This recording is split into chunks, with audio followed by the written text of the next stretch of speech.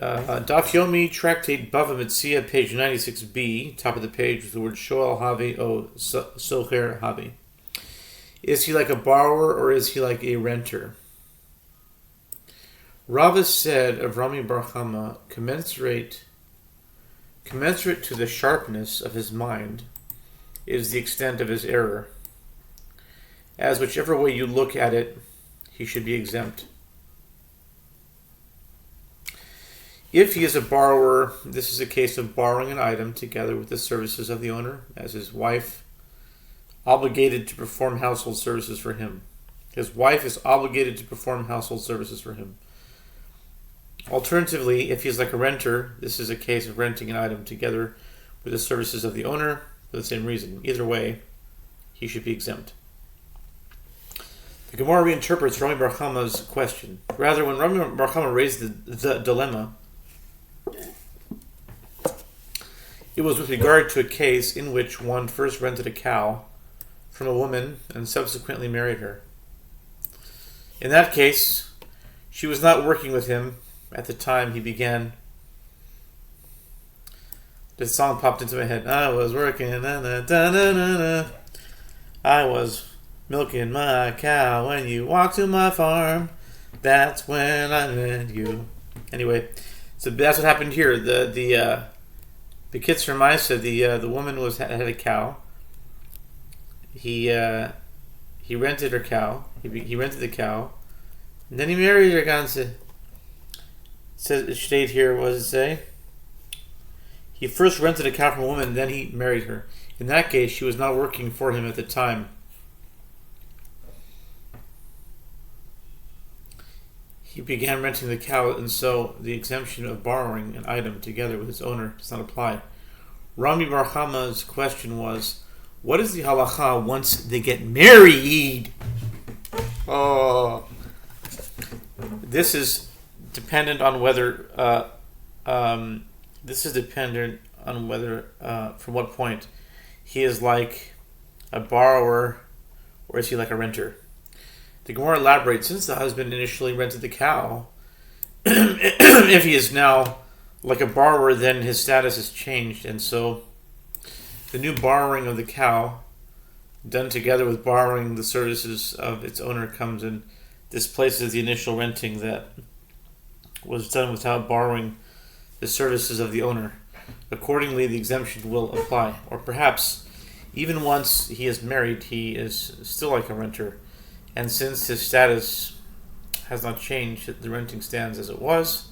In other words, his current renting of the cow is considered a continuation of the initial renting that he began before his wife was obligated to work for him. Consequently, the exemption would not apply. The Gemara questions this logic, but what is different about these possibilities that you say that only if he is a borrower is it so that the new borrowing of the cow done together with the borrowing the services of the owner comes and displaces the initial renting that was done without borrowing the services of the owner. Say the name also if he is now like a renter, and let the new renting of the cow be done together with borrowing the services of the owner come and displace the initial renting that was done without borrowing the services of the owner. The Gemara reinterprets this question. Rather, when Rami Bar Chama raised the dilemma, it was with regard to a case where a woman rented a cow from someone in the world at large, and subsequently another man married her. The Gemara explains that the relevance of this dilemma is dependent upon a dispute between the rabbis and Rabbi Yossi concerning a case in which one rents a cow and then another person borrows it from the renter, and then the mishap occurs to it, C35a.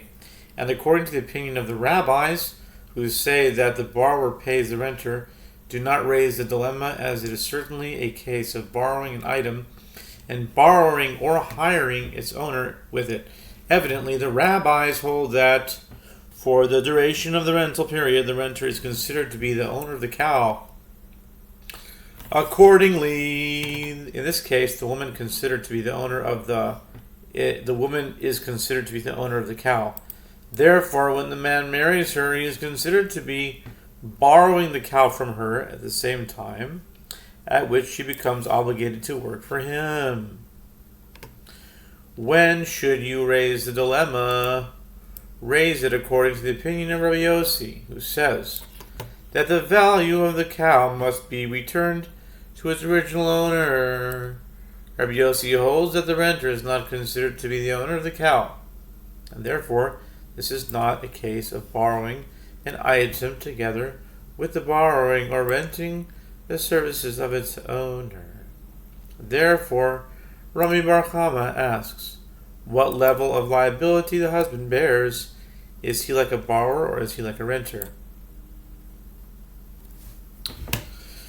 Rava said, a husband is not like a borrower, nor is he like a renter. Rather, he is considered to be like a buyer of his wife's property. And as can be inferred from the statement of Rabbi Yossi, son of Rabbi Chanina, as Rabbi Yossi, son of Rabbi Chanina, said, in Usha, the sages instituted, in the case of a woman who sold her usufruct property during her husband's lifetime and then died, the husband can appropriate the property from the buyers provided he compensates them for their loss of the purchase. Evidently, the wife's property is considered to be owned by the husband. Rami Bar Chama raises a dilemma. When a husband acquires the rights to his wife's usufruct property, that includes consecrated property, acquiring property from the temple in this way is considered misuse of consecrated property. In such a case, who is liable for having misused consecrated property? Rava said, who could be considered to have misused consecrated property? Should a husband be considered to have misused consecrated property? Certainly not, as while it is satisfactory for him to acquire non-sacred items of his wife's property which are permitted for him to use, it is not satisfactory for him to acquire consecrated property which is prohibited for him to use. Since he does not wish to acquire these items, he cannot be held liable for removing them from the possession of the temple. Should she be considered to have misused consecrated property? Certainly not, as also with regard to non-sacred items which are permitted for use, it is not satisfactory to her that her husband acquire them. Nevertheless, by virtue of the rabbinic ordinance, he does. Evidently, her husband's acquisition is not affected by her wishes, and therefore she cannot be held liable for it. Should the court be considered to have misused consecrated property, as it is their ordinance that granted the husband ownership? Certainly not, because when the sages instituted the ordinance and they said that a husband is considered to be like a buyer of his wife's property, that was only with regard to non-sacred items, which are permitted for him to use. But with regard to consecrated property, which is prohibited for him to use, the sages did not institute the ordinance. Rather, Rava said, the husband is liable for having misused consecrated property only when he actually takes and spends the money for himself, just as it is in the case of one who mistakenly spends consecrated coins for a non-sacred purpose. A dilemma was raised before the sages.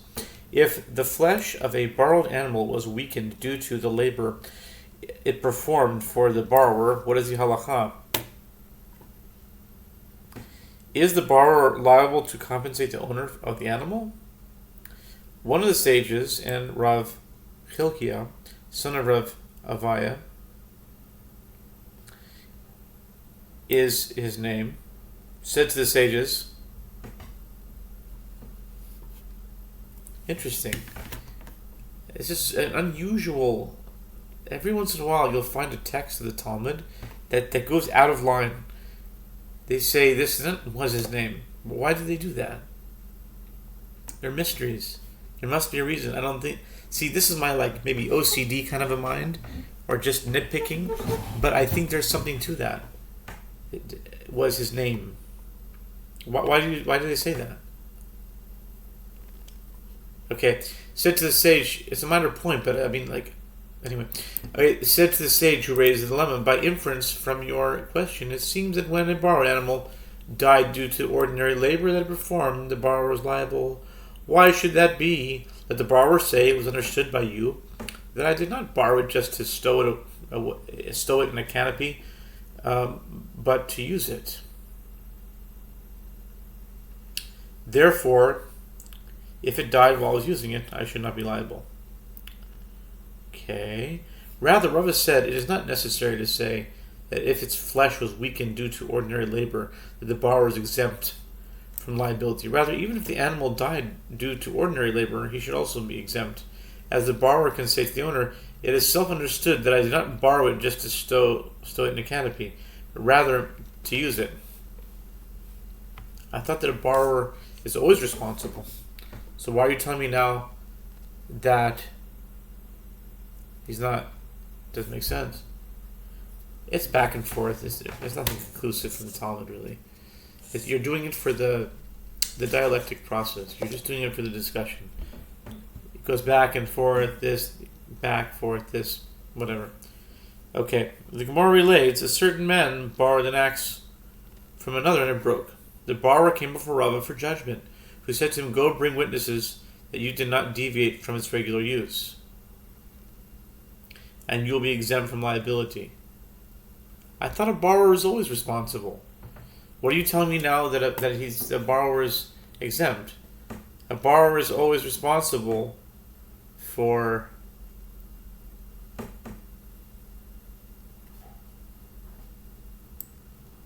I don't know. And you will be exempt from liability, as this is comparable to a case of a borrowed animal that died due to ordinary labor. The Gemara asks, if there are no witnesses, what is the halacha? A certain man borrowed an axe from another and it broke. The borrower came before Rava for judgment, who said to him, go bring witnesses that you did not deviate from its regular use, and you will be exempt from liability. As this is comparable to a case of a borrowed animal that died due to ordinary labor. But if he didn't bring witnesses, maybe he would be not exempt. Maybe that's it. Okay. The Gemara asks, and if there are no witnesses, what is the halacha? The Gemara provides a precedent. Come in and hear a similar case. There was an incident in which a certain man borrowed an axe from another and it broke. The borrower came before Rav for judgment, who said to him, go and pay him the entire value of the proper axe.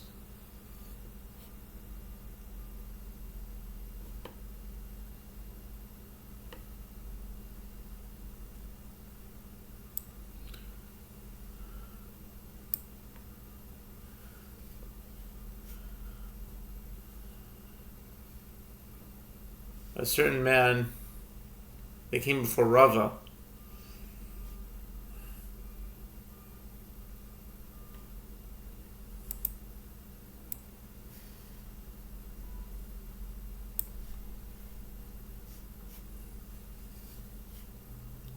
Rav Kahana, Amar Le, Rav Kahana, Rav Asi, Rav Kahana, Rav Asi said to Rav,